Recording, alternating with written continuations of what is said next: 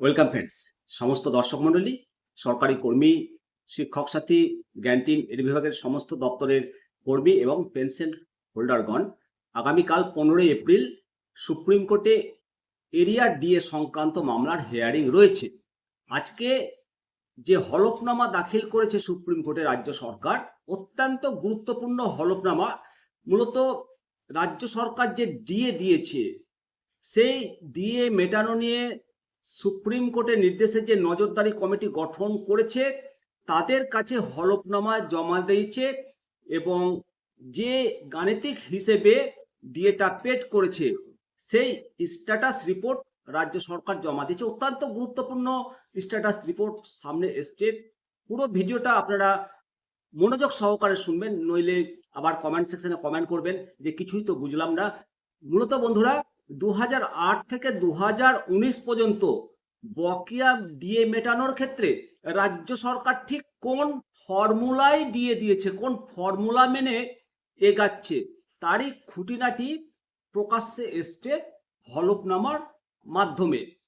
আপনারা জানেন যে 5ই ফেব্রুয়ারি শীর্ষ আদালত যে রায় দিয়েছিল, অন্তত 25% দিয়ে 31শে মার্চের মধ্যে মিটিয়ে দিতে হবে। গোটা প্রক্রিয়াটার উপর কড়া নজর রাখার দায়িত্ব দেওয়া হয়েছিল সুপ্রিম কোর্টের প্রাক্তন বিচারপতি ইন্দু মালহোত্রার নেতৃত্বাধীন কমিটিকে। সেই কমিটির কাছেই এখন নিয়মিত প্রতি সপ্তাহে সাপ্তাহিক রিপোর্ট এবং খরচের খতিয়ান পেশ করছে রাজ্য সরকার।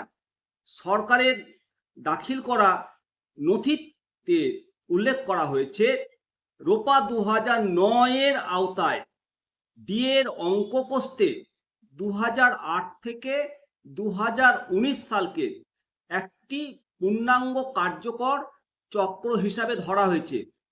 এখানে সবচেয়ে বড় পরিবর্তন আনা হয়েছে বেস ইন্ডেক্স।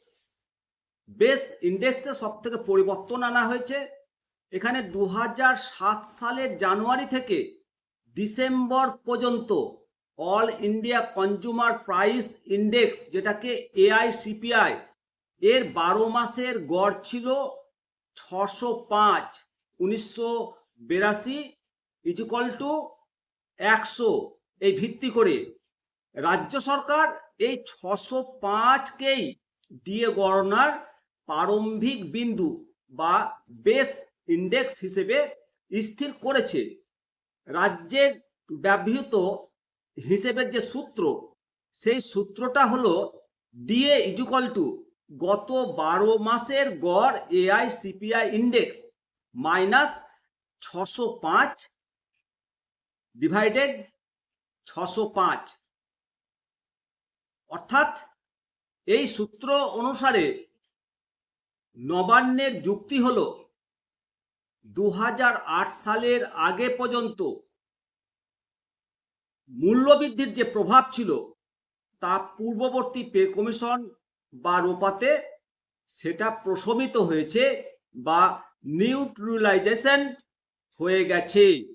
সেই জন্য রোপা 2009-এর ডিএ গণনা নতুন করে 1 এপ্রিল 2008 থেকে শুরু হওয়া উচিত এবং সেই কারণে 2007 সালের গড় সূচক 605কে ভিত্তি ধরা হয়েছে।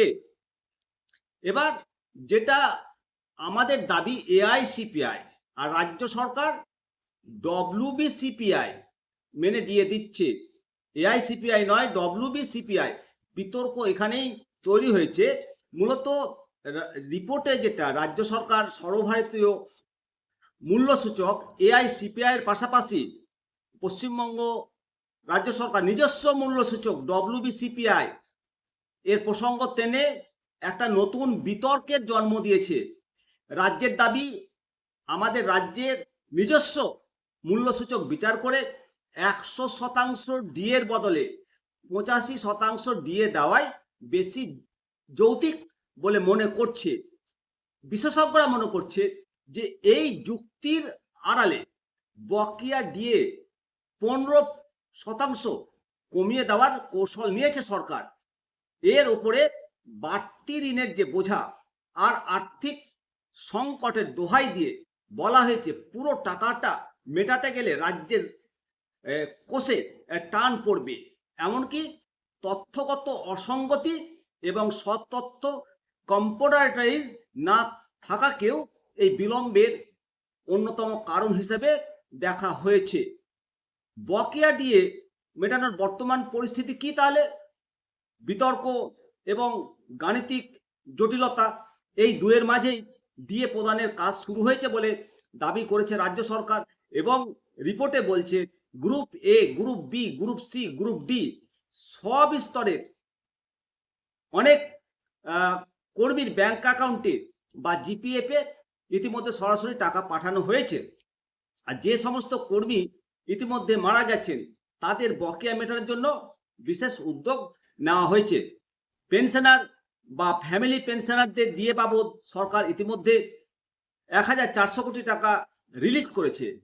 রাজ্যের যে এই নতুন গাণিতিক সূত্র, এই সূত্রের প্রকোপে রাজ্য সরকারি কর্মচারীদের বেতনের ওপর কোপ পড়ছে।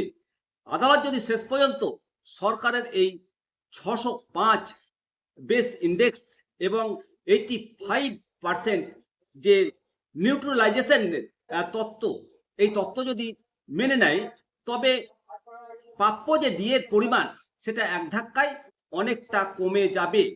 গত এক দশকের বকেয়া হিসাব করলে প্রতিটা কর্মীকে উল্লেখযোগ্যভাবে আর্থিক ক্ষতির সম্মুখীন হতে হবে, এটা আর বলার অপেক্ষা রাখে না। মাননীয় বিচারপতি ইন্দ্রু মালহোত্রার কমিটির কাছে নবান্নকে প্রতি সপ্তাহে হিসাব দিতে হচ্ছে এবং কতজন কর্মীকে টাকা দেওয়া হলো। আগামী 27 এপ্রিল 2026 তারিখের এই মনিটরিং কমিটির পরবর্তী বৈঠকে বসার কথা রয়েছে। এছাড়াও রিপোর্ট যেটা উল্লেখ রয়েছে, কেরল, তেলেঙ্গানা, মণিপুর এবং ত্রিপুরার মতো রাজ্যের ডিএর হারের সাথে একটা তুলনামূলক আলোচনা করা হয়েছে। রাজ্যের এই যে কৌশল, এই কৌশল দিয়ে মামলাকে আরও দীর্ঘায়িত করবে বলে ধারণা করা হচ্ছে। এখন দেখার বিষয় আগামীকাল 15 এপ্রিল মাননীয় সুপ্রিম কোর্ট কি ভাবে দেখে রাজ্যের এই অবস্থানটাকে, যে রাজ্যের যে নতুন ফর্মুলা একেই মান্যতা দেবে নাকি সর্বভারতীয় সূচক AICPI এটাকে মান্যতা দেবে। এখন সব কিছুই মাননীয় সুপ্রিম কোর্টের রায়ের ওপরেই আমাদেরকে নজর রাখতে হবে। অপরদিকে শিক্ষকদের দিয়ে এখনো দেয়নি, ভোট তো চলে এলো, তার মধ্যে 27 এপ্রিল পর্যন্ত যে বার্তা পাওয়া গেছে, এখন মনে হয় যে ভোটের আগে এই ডিএটা পাওয়া যাবে না গ্যারান্টিড এড কর্মীদের। ভালো থাকবেন, অবশ্যই কমেন্ট সেকশনে কমেন্ট করবেন। পরবর্তী আপডেট নিয়ে আবার বিস্তারিত তথ্য নিয়ে হাজির হব আপনাদের সঙ্গে। আমি শিবরাম সরকার, নিমতিতা দর্শন। জয় হিন্দ, বন্দে মাতারাম, ভারত মাতা কি জয়।